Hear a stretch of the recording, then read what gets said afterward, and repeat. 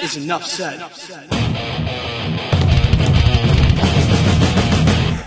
Happy Monday, Heat Nation. Ernest here, back with another Miami Heat Talk video. Guys, before we get started, you know what I'm going to ask, but I'm going to ask it anyway. Show support to the channel. Do not forget to like, share, but most importantly, hit that subscribe button as we continue to push to 6,000 subscribers. Now, please join me as we go on another Miami Heat Talk adventure.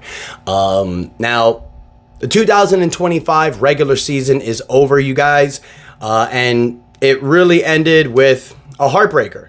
The Miami Heat lose to the Washington Wizards 119-118. I spoke about it yesterday in the short, you guys, but it was just a heartbreaker of a game, especially the fact how the Miami Heat were down 7 with about 2 minutes left.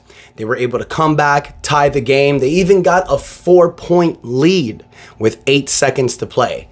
You had great games from Jaime Jaquez Jr., 41 points, 10 rebounds, 7 assists, boosting up that trade value. We've seen Jaime have a struggling sophomore season, but the fact that he ended it with a 41-point game, I think it's going to show teams that given the right situation, Jaime can flourish. So whether he does that staying here or we get to use him as a potential trade piece in the offseason, I think it really boosted his value. You know, then you get 17 points from Keyshawn Johnson. You also get 17 points, 3 assists, 3 rebounds, 2 blocks, 3 steals from Josh Christopher. Great games from our 2 G League standout players. Unfortunately, Josh Christopher was the reason why we pretty much lost this game.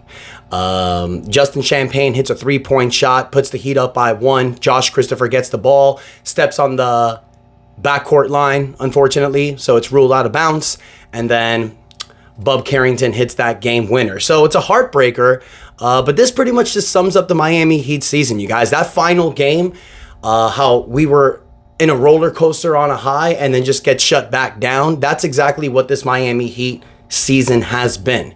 You finished 37-45, your worst record since the 2014-2015 season, and I've been saying it all year long. This Miami Heat season specifically reminds me of the 2015 season, and look at that, we ended with the same record. But even though this season was not a great expected season, you guys, you know, we started this year with high hopes. You know, Jimmy Butler was in a contract season, so you're thinking Jimmy's going to dominate. We're going to step up. We're going to win. You know, we might be able to go far in the playoffs with Jimmy Butler. But because Pat Riley didn't give him the contract extension, we had nothing but drama all year long. And I think it resonated with the players as well. All that drama, all that uncertainty, you know, it kind of put a damper on this season. It put a black cloud on this season. But even with that black cloud, you saw a lot of positives. You saw the emergence of Kel'el Ware. You saw Pelle Larsson grow as a player. You saw Nikola Jovic take that next step before his injury. You know, with trading for Davion Mitchell, Andrew Wiggins, and Kyle Anderson, you have 3 players that you can look at as assets for you moving forward. And then the fact that you traded Jimmy Butler, it's going to give you cap flexibility going into the offseason. But another thing that trade did for us is something I want to talk about in this video. Because yes, the Miami Heat do have a play-in game this Wednesday against the Chicago Bulls. All Heat fans are going to be watching that. However, another game that we're going to be watching is tomorrow. Because the Golden State Warriors lost 2 of their last 3 games. One of those games was against the Sacramento Kings from a game winner against Harrison Barnes. Miami Heat fans, you don't know how much we love Harrison Barnes yet. Because that 3-point shot, that game winner, put the Golden State Warriors a little bit down in the standings. And last night, the Golden State Warriors lose to the LA Clippers in overtime. And the Minnesota Timberwolves defeated the Utah Jazz. And with that, Minnesota ends up with the 6th seed, and the Golden State Warriors ends up with the 7th seed. The Golden State Warriors are officially in the play-in tournament. Now, why is this important for the Miami Heat? Well, ladies and gentlemen, the Miami Heat own the Golden State Warriors 2025 draft pick, unless Golden State finishes in the bottom 10, which they didn't. So now, you guys, not only are we going to be watching this play-in tournament game Wednesday, but you have a play-in tournament tomorrow. The Golden State Warriors play the Memphis Grizzlies. If Golden State loses that game, they have one more try to get into the playoffs as a potential 8th seed. But if the Golden State lose both games, they will not make the playoffs, and their pick will fall into the lottery, but it won't be bottom 10. So that means the Miami Heat, ladies and gentlemen, if they lose this game on Wednesday, and if Golden State continue to lose, the Miami Heat could potentially have 2 first-round draft picks in the lottery.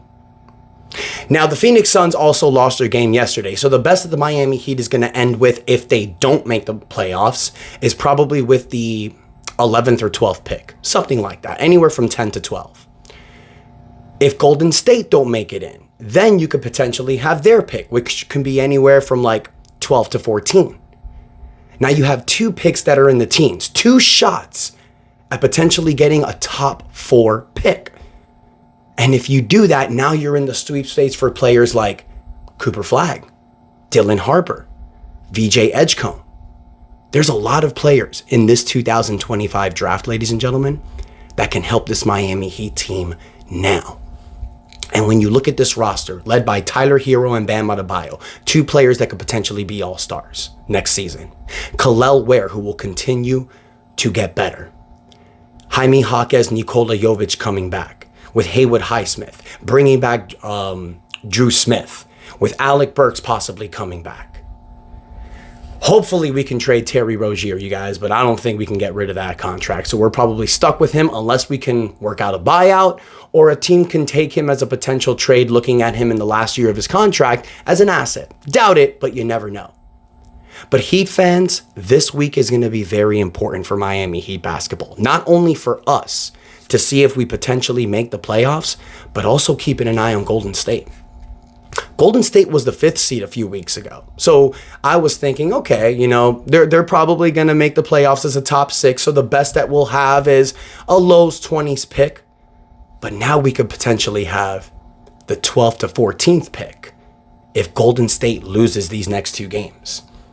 They have a game against the Grizzlies tomorrow. And then after that, if they lose, they will play the winner of the Dallas Mavericks or the Sacramento Kings. Now, look, I'll be honest with you guys. I think Golden State's going to make the playoffs. I think Memphis can win this game tomorrow, but I know that Golden State can defeat Sacramento or Dallas. So I think Golden State will get that 8th spot. But if they get the 8th spot, what does that mean? The Heat will get their pick. And that could potentially be the 18th pick, which is where we drafted Jaime Jaquez 2 years ago. So Heat Nation, I know this season has been bleak. I know this season has been tough, but it's going to turn around. It's going to get a lot better. I want to thank you, Heat fans, for sticking with me this season. I know this NBA season for the Miami Heat has been one of the most mediocre seasons we've ever had. But for the most of you that have stuck with me, that have ridden it out with me this entire season, you guys are the real ones, and I really appreciate you. But the train don't stop here. You know that your boy's going to be posting all off-season long. We got the draft, we got free agency, we got potential trades. We got a lot of good stuff coming up this off-season. So let me know what you guys think in the comments. Do you think the Miami Heat will get 2 first-round draft picks in the lottery this season? Or do you think the Heat will actually make the playoffs? Let me know your thoughts in the comments, you guys. Don't forget to like, share, subscribe. We're pushing to 6,000 subscribers. Thank you guys so much for the continued support. And until next time, your boy Ernest out, and that is enough said.